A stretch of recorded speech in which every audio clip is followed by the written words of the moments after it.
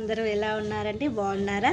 మిమ్మల్ని కలిసి చాలా రోజులు అవుతుంది కదా, మధ్యలో గ్యాప్ ఇచ్చాను కొంచెము పర్సనల్ వర్క్ వల్ల. ఈ రోజు నుంచి మళ్ళీ వీడియోస్ అప్లోడ్ అవుతాయండి. Sorry for the inconvenience. So నిన్ననే వినాయక చవితి అయింది కదండి, అందరికీ వినాయక చవితి శుభాకాంక్షలు అండి.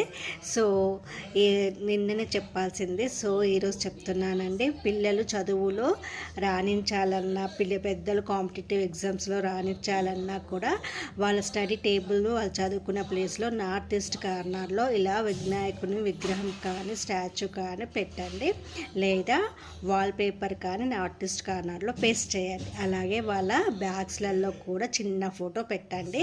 అలాగే వాళ్ళు ప్రతిరోజు కూడా వాళ్ళ పేరెంట్స్ అయినా చదవచ్చు. ఓం హ్రీం లంబోదరాయ నమః అన్న మంత్రాన్ని చాంట్ చేయండి 21 టైమ్స్.